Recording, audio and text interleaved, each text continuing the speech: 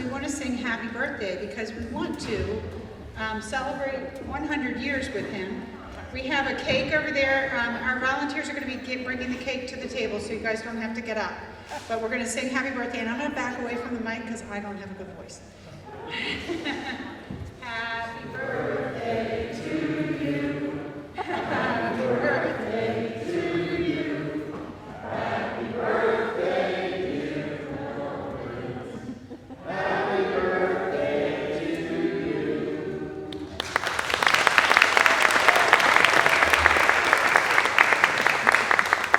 So if you receive a piece of cake and you don't want one, they can just give it to the next person. A few things the Historical Society has coming up. We have a box lunch talk on the 19th of August, and it's the history of lacrosse in Carroll County. And it's right here. It's at 12 o'clock. We always have our box lunch talks here at Grace, and I just want to say thank you to Pastor Matt and Grace Lutheran Church for having the box lunch talks. We appreciate them hosting us every time. So thank you. Also, I don't know if you saw, we have a children's book that we worked with Mona Kirby and Union Mills Homestead, Jane Sharp with. It's called Mail on Wheels, and it's going to be launching on August 23rd at the old post office, which is very appropriate. That's from 10 to about 11:30. The books will be on sale that day. It's a children's book about 3rd grade level, but you can read it to younger because I have a 2-year-old great nephew and he loves it. So we would love for you guys to come. There's no charge. You just have to pay when you buy the book. The book will be on sale that day. Also, we have August 28th is a Carroll Voices 250 Community Forum. United States will be turning 250 in 2026, and we have a speaker series going on, which we also have a speaker tomorrow night, actually, at North Carroll. But the community forum allows you, the community, to learn what we're doing. If you have any ideas, any suggestions, we would love to hear them, and that is also at the North Carroll branch of the Carroll County Public Library. So without further ado, we're going to talk about Mr. Hurwitz's life, but you already know Steve Bowersox. So please give them a warm welcome.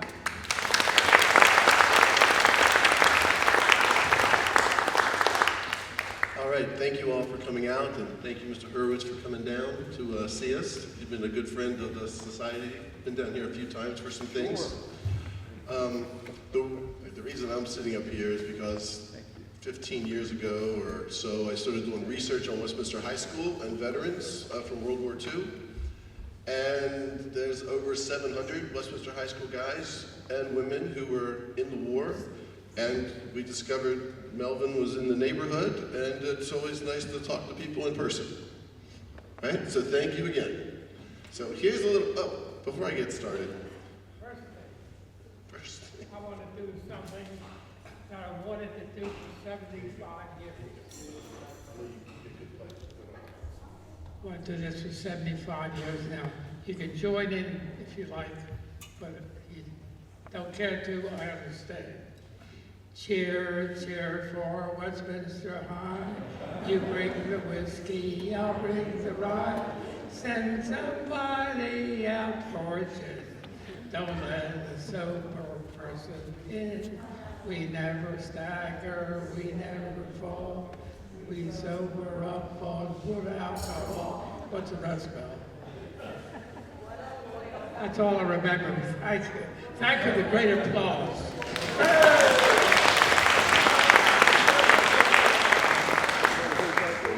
Our band kids don't sing that song anymore.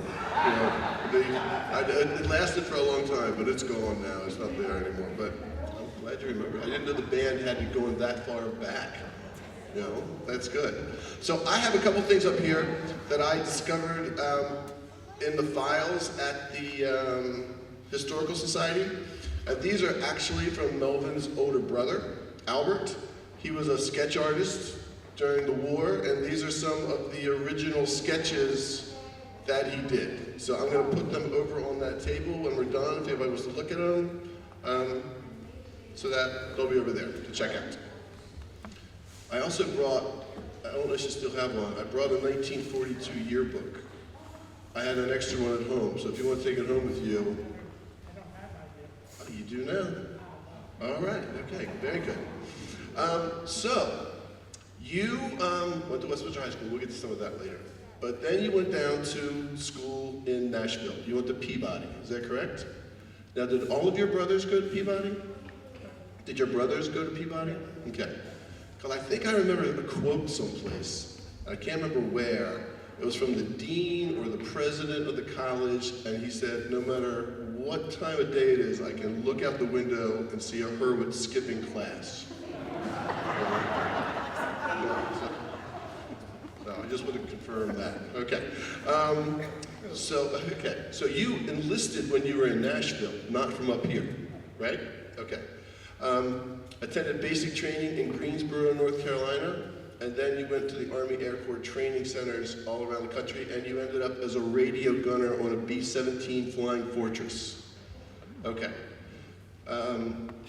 Serving with the 863rd Bomb Squadron, 493rd Bomb Group in the 8th Air Force, flew 4 combat missions, and you did a lot of other, like delivering like food and things, it sounds like, to people that had been, devastated by the war. Okay, here's my question.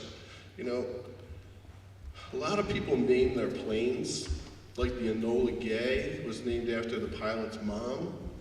It says here from something I found that your plane's nickname was Disorganized Confusion. Do you have any recollection of how that came about? Yes, towards the end of the war, they were not naming planes anymore. So we were not on the registry for these 17 names. So members of the crew, we got together, we voted on Disorganized Confusion. And one of the crew members was a French descent boy. He was an artist, and he made the design that we put on the back of the A2 jacket, Disorganized Confusion, with a picture of the plane. And that particular jacket is now in my Bach Group Museum in England, and it's the only one in that museum that originated from the 493rd Bach Group, so I'm proud of that. All right, thank you. That was good. So we're going to travel back in time here a little bit. We're going to go back to your senior year at Westminster High School, 1942. You were in drama. You were in the band. That's where you learned that song that you sang. The boys' octet. You sang also. I saw your picture. Boys' octet. I thought. You were manager of the soccer team. And also you were president of the OWL staff and the editor of the athletic department. You were busy.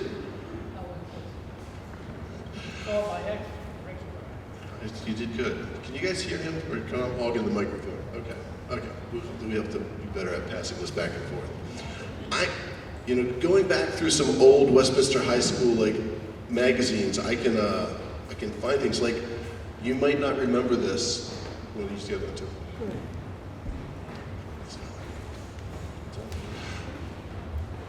On November 19th, 1941,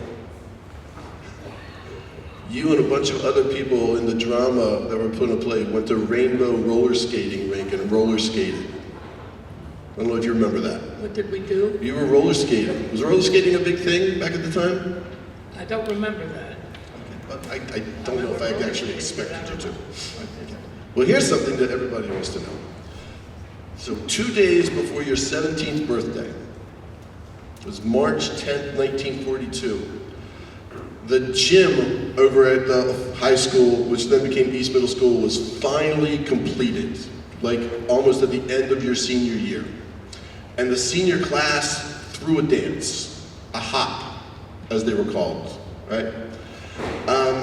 The band was the Counts of Carroll. Their first song was called Sophisticated, which was like a swing jazz number. You and Betty McKenzie was a junior, were the very first couple out on the dance floor. Doesn't surprise me at all. Right. You like to dance? Our class, I remember this, we moved to the new high school.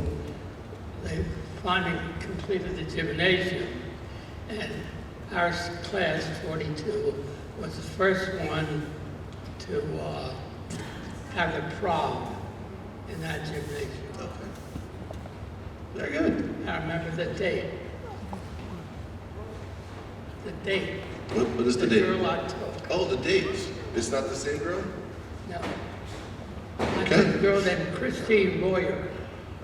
That's whose house I live in. You know? I live in her house. I was going to ask you, did you live in Phil Boyer's house? Yeah, because she But graduated in 1944. She was 2 years younger than you. Yes, she's 2 years younger than me. You live in the Boyer's house? I do. Yeah. That's when she would not let me kiss her goodnight. I'm sorry. I didn't expect it.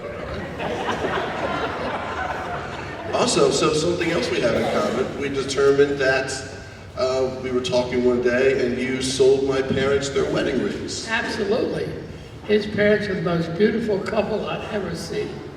He was a world-class football player for the University of Maryland, and they had gone to the Orange Bowl that year, which was quite a accomplishment. They got beat. And then here one day, these lovely couple walked into the jewelry store, and I saw the wedding ring, and it turned out that this is a product of that.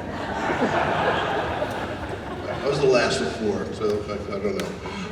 But thank you. That's very, very nice. Very nice of you to say. And D-Day is going to be something we're going to talk about here because of where you went. But my parents' anniversary was my parents got married on the 10th anniversary of D-Day. What? My parents got married on the 10th anniversary of D-Day. Yeah. All right. Well, that takes care of your high school time. Here, one thing I want to ask you is, so you're a senior in high school, and looking out at what's the possibilities for your life and all your classmates, and during your senior year, we get attacked at Pearl Harbor, which had to totally change all plans that most people had at the time, and that's right in the middle of your senior year. Steve. I've been wanting to tell you this. I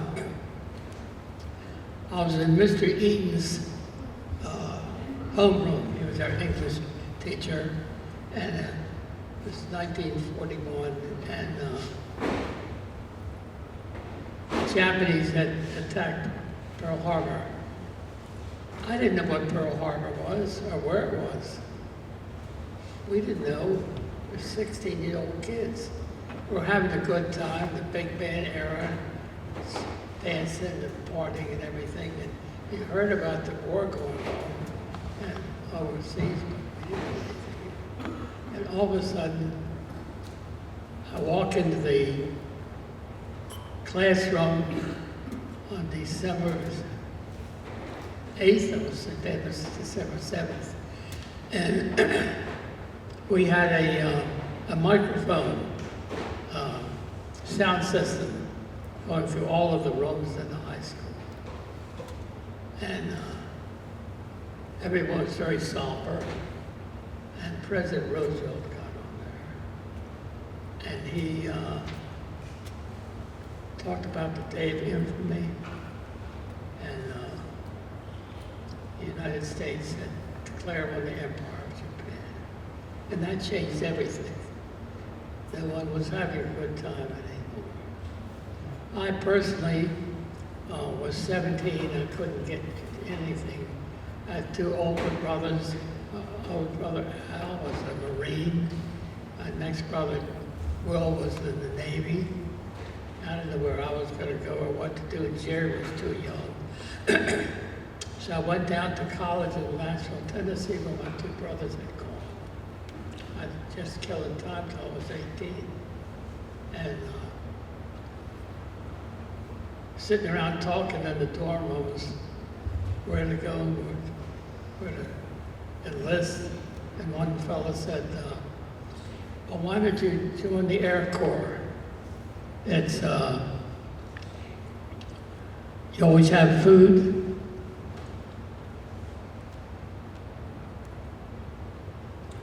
You always have hospital.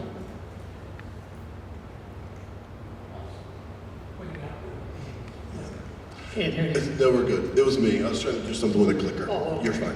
Okay. Food, hospital, and a bed to sleep. And it sounded good to me. I didn't know the Air Corps with anybody. So I went down to the Air Corps recruiting office in Nashville, Tennessee, and I joined the Army Air Corps. And then I had to wait until I turned 18 and got back to Maryland. And they drafted me then, and when I turned 18, to Fort Holabird. And that's when I went down to Greensburg, North Carolina. Okay. I did read something, because you know, you're Googleable. You can find out all kinds of information about you. I saw that you, someone said you joined the Air Corps because you got to wear wings, and girls liked guys with wings on I'm their so uniforms. tired of that story, I thought I'd skip it.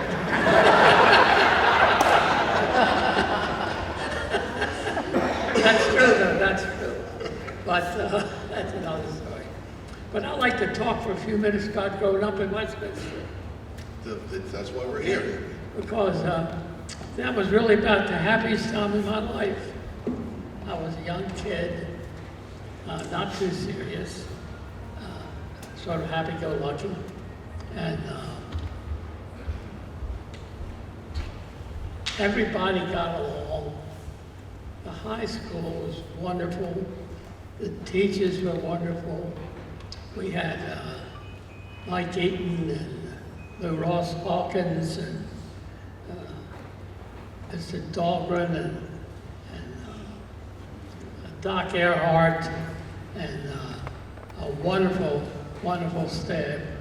And Is that your phone? somebody ringing. That's your phone. Spam, I apologize. It was just wonderful growing up in Westminster at happy times. When I was younger, we lived up on Colonial Avenue, South Colonial Avenue, top of the hill, and we walked down to the Graceland School, the length of Green Street halfway. We walked back home, and we got rides back and forth. It was just wonderful. I remember my first grade teacher was Miss Twig, and had Miss Hines as the principal, and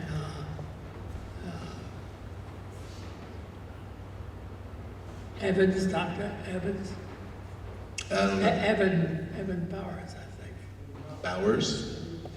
So was I don't want to interrupt, but the Graceland School, that was like 1st through 6th grade, and high school was 7th through 11? Is that how it worked? And did you start high school at the original high school?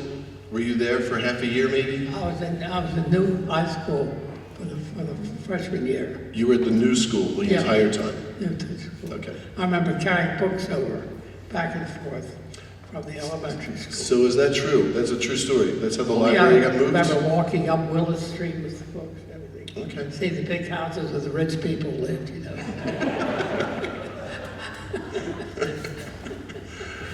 Things you remember as a kid. But Westminster, when we were growing up as a child, was crazy wild on a Saturday night. The farmers used to come and pick up trucks with their families and park on the main street. And in order to make time going up and down Main Street in Westminster in those years, you had to run, the kids, we used to run in the gutters because we couldn't get any place very fast. It was a packed sidewalks and wonderful stores with the American restaurant. We had, later on, we had Betty's Kitchen, and I'm fortunate enough to have a gentleman sitting here who was named after me. When I got out of high school before I went to college, I got a job at Benny's Kitchen. It was a very fine small restaurant on Main Street. And Benton and Gladys Arbor were the owners. And I was getting ready to go to college. And Benny, they called him Benny. Mr. Arbor called me aside. He said, Melvin, he said, I want to talk to you. And he called Gladys in. And he said, Gladys is going to have a little boy. And we think so much of you. Would you mind if that boy was named after you? I said, it'd be an honor, Mr. Arbor. And there he sits right there.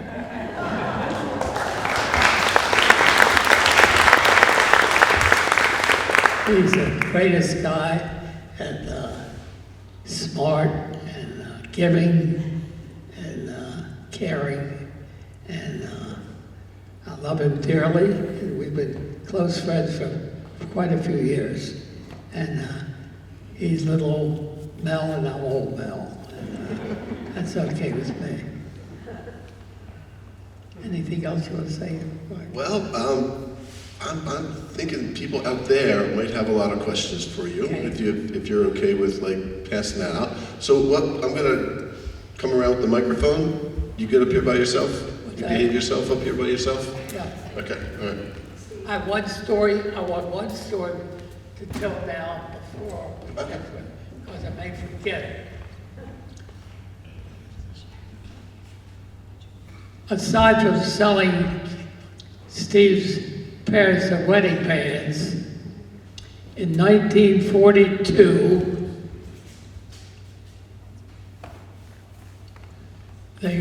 Pearl Harbor was bombed, and the U-boats came through the Atlantic Ocean. And Franklin Roosevelt was our president then. And he used to, he had infantile paralysis. So he would take he had yachts, presidential yachts, the Sequoia, different names, different ones. And that's how he would entertain the dignitaries and get away with himself on his yacht. But the Marine Corps said, you can't do that, Mr. President, anymore. The U-boats are up and down the coast. You'll have to find someplace inland. So, to make a long story short, that few prerequisites, one was had to be 100 miles within Washington, D.C. Anyway, they had camps up in the mountains. They started the National Recovery Act and so forth, and to put the boys to work. And Roosevelt went up there and he picked out one site, I think it was Camp 3. And he decided this is where his retreat would be, and it's called Shangri-La. And that was in 1942, the same year that I graduated high school. So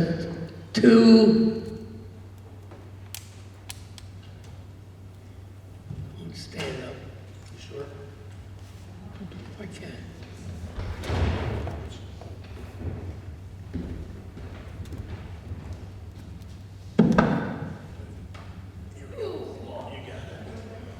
So 3 weeks ago, I was invited to Camp David, Shangri-La. And there it is.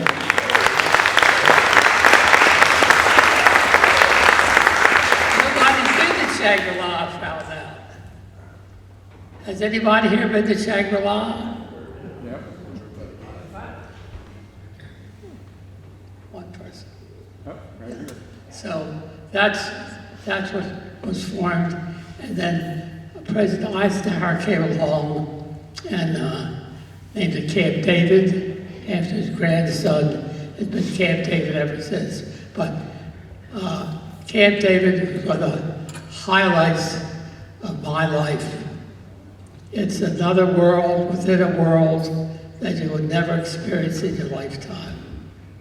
There's nothing there, there's nobody on the streets, there's not a leaf on the ground, and it's packed and jammed in the woods. And it's so secure, it's hard to believe you can't get in there. So it's a jewel, and it's so close to us. And I was very fortunate to my friend Les and Chris here who take me everywhere and take care of me. They went with me, and the three of us had a wonderful time. If that was one of the great thrills of your life, I can't imagine, I mean, your event last year when you went to Normandy. Well, they've taken me first to Germany, then to Pearl Harbor, and then 3 straight years to Normandy, and celebrating the landing on the continent and freeing America. The French are wonderful. The thousands come out all the time. It's a wonderful experience. I have with such pride. So some of you may have seen this video before, and some of you may have seen it and not realize who was in it at the time. You want to turn your chair? We have the video with you and Mr. Zelensky, President Zelensky up I here. met President Zelensky. He stopped and he bent down to the chair where I was, and he kissed my hand, and he had a lovely conversation. And I'm the only one he did that with. And I'll tell you a little secret. I'm the only one that had a big mouth. But seriously, I met Prince William, next King of England, President Biden, President Macron of France, and so forth. But it was a wonderful experience, and time's growing short now, and I have this wonderful family down here that I can't thank enough. All right, so we can open this up. People have some questions you'd like to ask Mr. Hurwitz, and we're...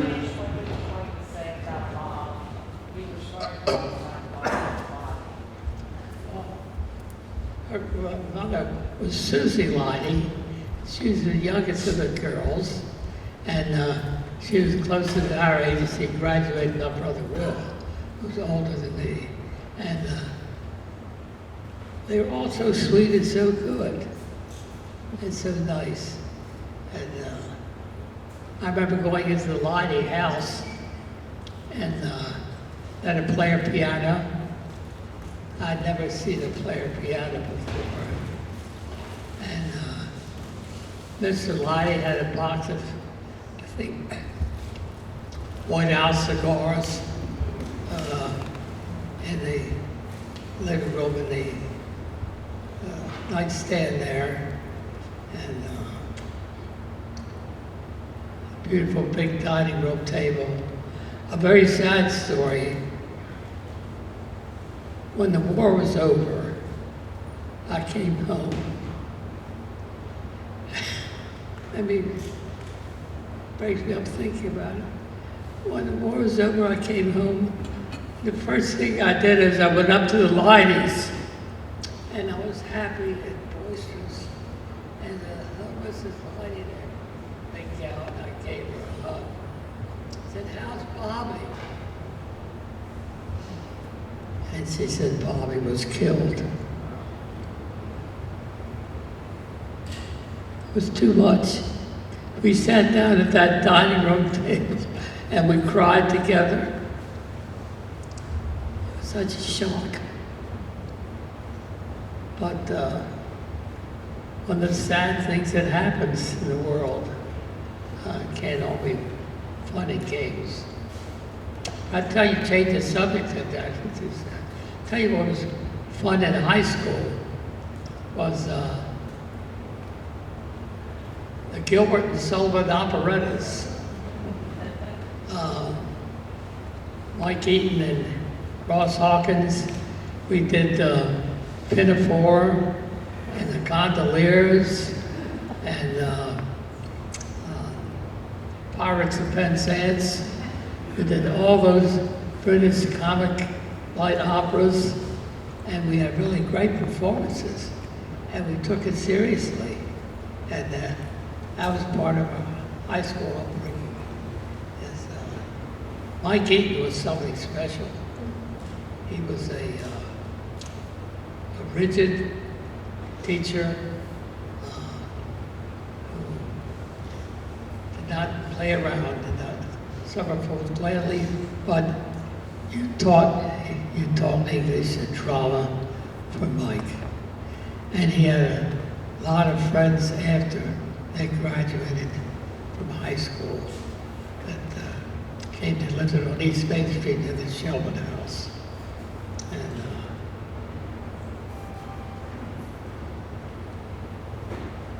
And we had little guys, remember Ace Bayline? Ace Bayline was a great little fellow. He was always a little trouble, but nothing serious. And one day Ace had a problem. They found a bottle of peach brandy in his locker. But the Lord was with Ace. He had not opened the bottle yet. That's about as bad as it came in high school. Are you ready for some questions? You ready? Any questions? Thank you for your service. How many sorties did you fly? How many missions did you fly? I flew 4 combat missions. I flew 2 missions that were drop food to the Dutch. They're called Shellhound missions. We flew in very dangerous, flew in as low as this building, 200-300 feet, and we dropped food to the Dutch. They were starving after the war, and made arrangements with the Germans not to fire on us. And we loaded up Bombays, and we dropped food. I dropped food to Netherlands and dropped food to Hanover. And it's very heartwarming. We have pictures of the waving from the ground of the windmills in the background. And then I flew 2 missions that were heartbreaking.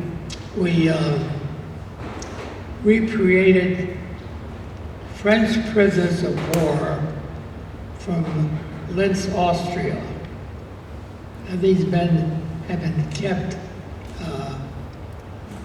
I guess, concentration camp situations, emaciated and barely able to exist. So they brought them to the airfield. We landed in Linz, Austria, and we took off all their clothes. We burned them. We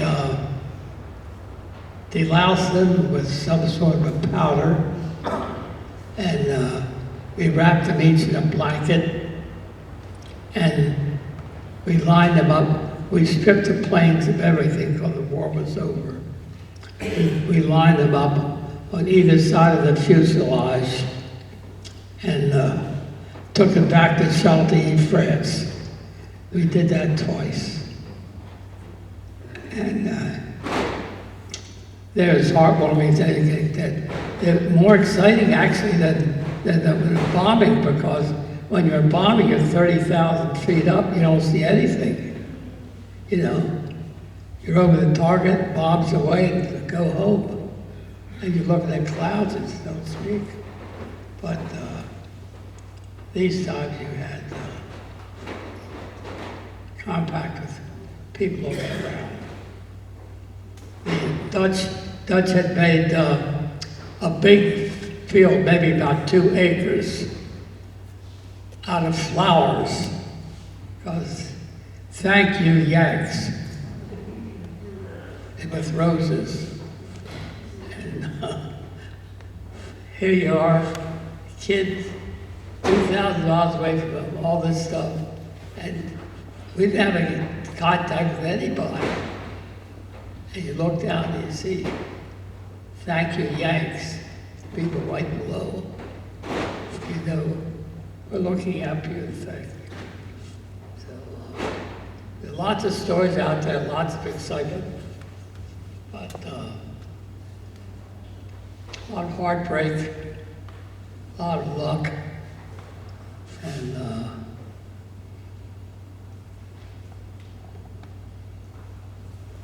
guess when your number is up, it's up, but when it's not, it's not. Thank you. Anybody? We have another question? Thank you. Yeah, I just really want to know where the jewelry store was in Westminster. What's that? Where the jewelry store was? The jewelry store was at 3234 West Main Street. It was turned into, eventually, I think, Raffaello's restaurant. I don't think that's there anymore. Yeah. But that was it's an interesting block. We had the Rosenstock's men's shops called the Globe in that block. We had Harry Scher's.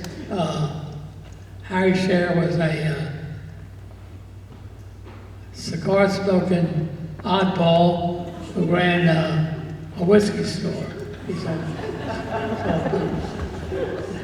Harry Scher and cigars and booze. And he was right up close.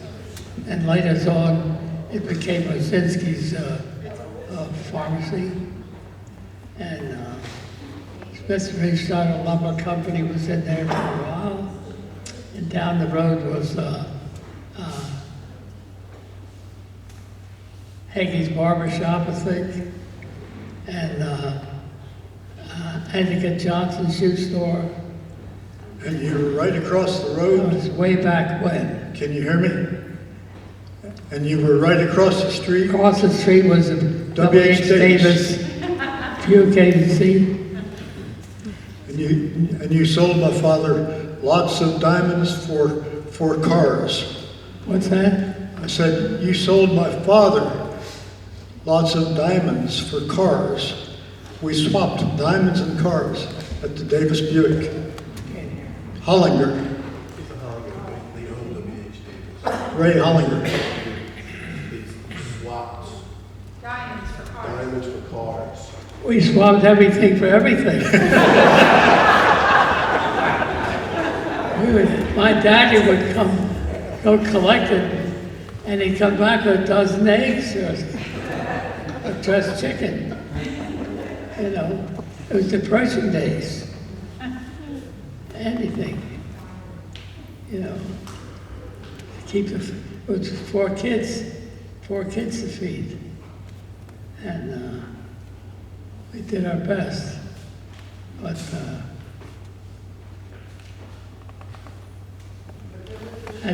had a lot of good Greek friends in Westminster. Hey Melvin, what year did your father open the Had store? restaurants in Westminster, good friends, wonderful people, and I always enjoyed my relationship with them. What year did your father open the store? What year did your father open the store? My father opened about the year I had, about 1920. About 1920, wow. He had a little store in Westminster, in Baltimore, Maryland first. But then he was recruited to come to a small town, so he moved to Westminster. In that line of stores, there was a shoe shine store. Do you recall that? Because Shoe shine store? What? Do you remember the shoe shine store that was in that line of stores? Shoe shine, yeah. Little shoe shine store. I think a small, a Negro gentleman ran that. And Miss Ann Praises, I think, had a little grocery and flower shop on the corner. Where they took it down when they shortened the building out.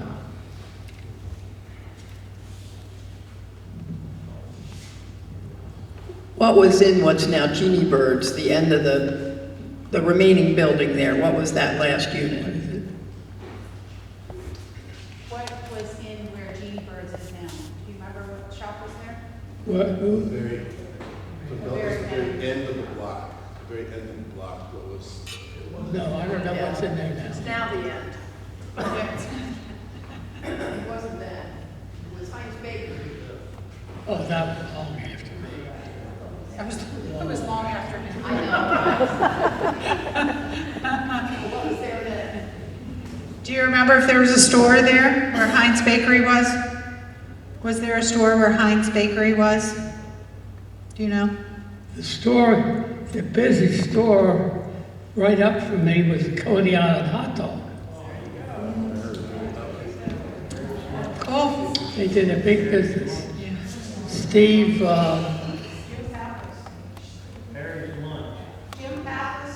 Jim Pappas was after Steve. Steve was first. And Jim Pappas, Jim had a slight limp, didn't he? Yes. Yeah, he was after. Steve was there first. Does anybody else have a question? And he retired and Jim Pappas took over. And they were busy. When did he leave Westminster? When did you leave Westminster? When did you leave Westminster?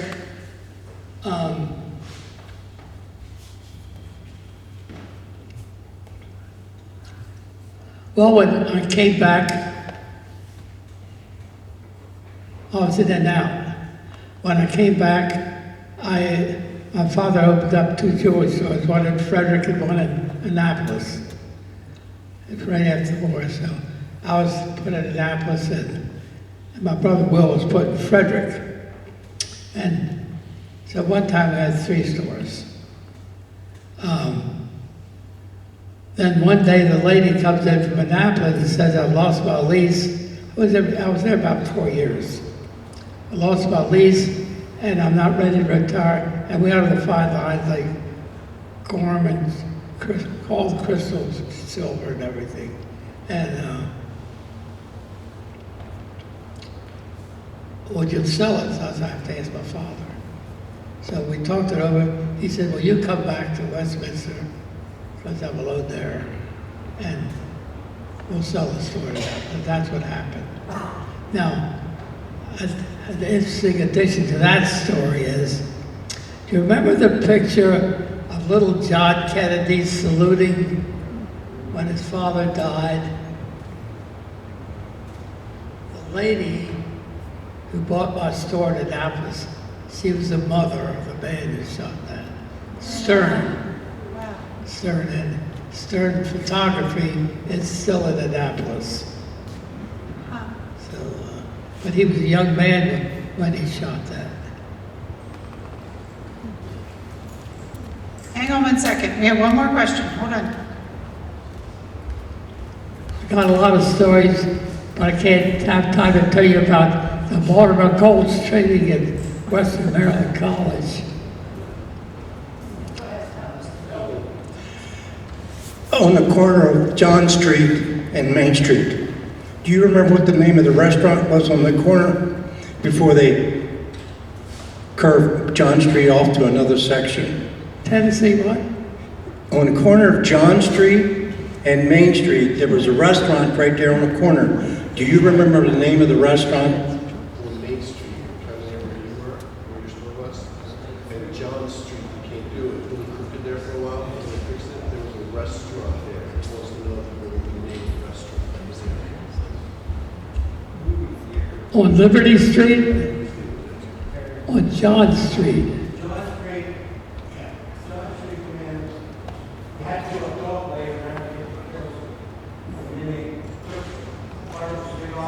John Street. That would be.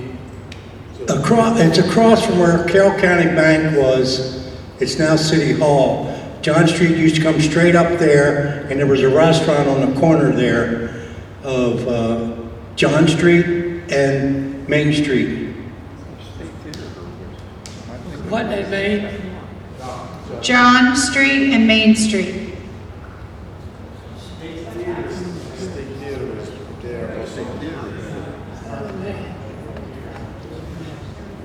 How long ago was it? Is that where Harry's was eventually? That's where Jeannieburg is now, if you remember Jeannieburg's bakery. There was a restaurant in there. It was a restaurant bar area. I can't remember what the name was, but my father ran it for a while, and I can't remember what the name was. And it was on the corner of John Street before they moved it. They tore down a couple buildings. Oh, and I should know that. It's a restaurant. What's that? Huh? It was a restaurant and Where's John Street? John Street came straight up to Main Street before they moved it around to where it's at now. I can't remember the name of the street, I mean the restaurant.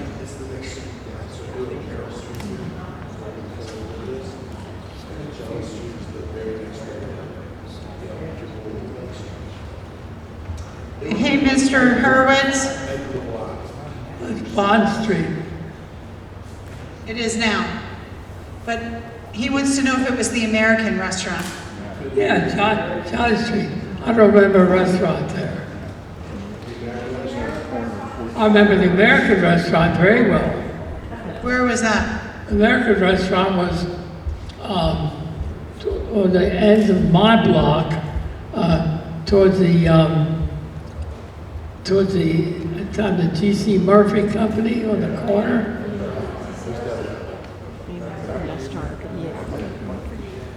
Tom and Praises ran the American restaurant. He's a fine gentleman. Didn't sound like it, yeah.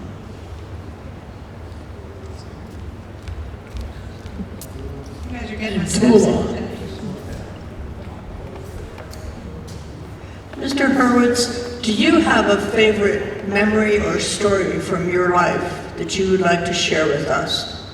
Favorite memory? Yes.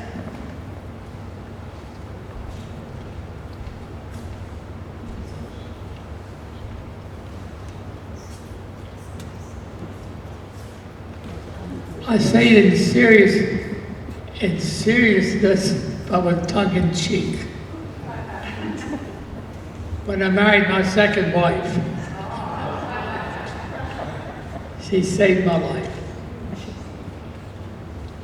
Wonderful lady. How old were you? What?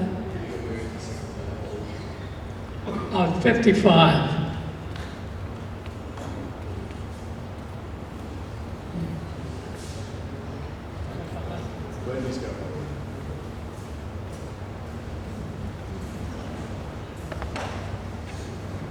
Do you remember a fair on Fair Avenue?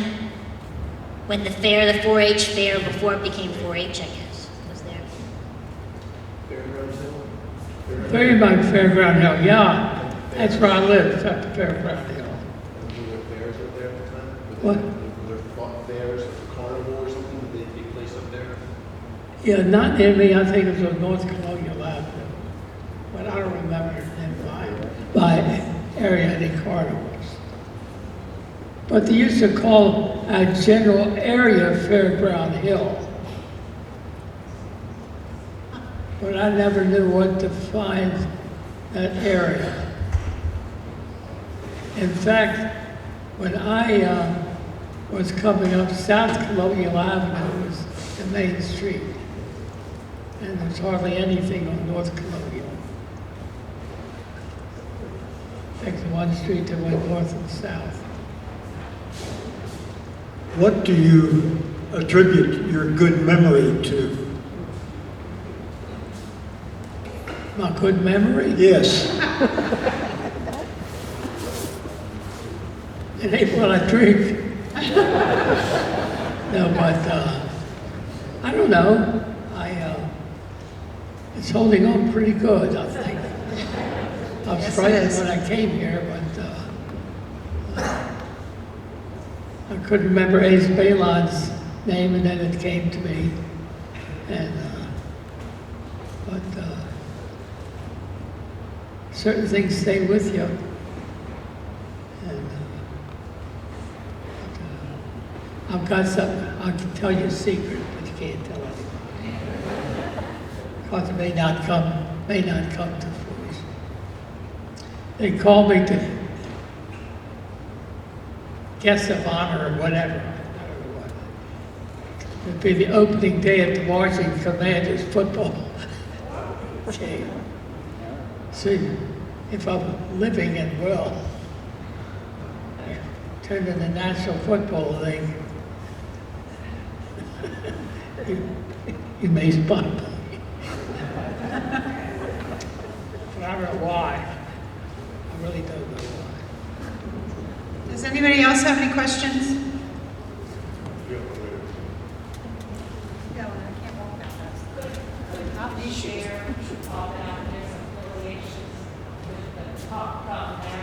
What's they say? What? Hold on just a minute, ma'am. We're recording this, so we need you to talk into the mic. Could you share the story of your affiliation with the movie Top Gun Maverick? Well, I'll start a little earlier than that. My nephew is a pretty good movie star. His name is Bill Pullman. He played Independence Day, The President, and a lot of movies. But now Bill has a son, Lewis Pullman, and he's coming up in the movies. Now Lewis played Top Gun Maverick, one of the Top Guns, in the latest Tom Cruise movie.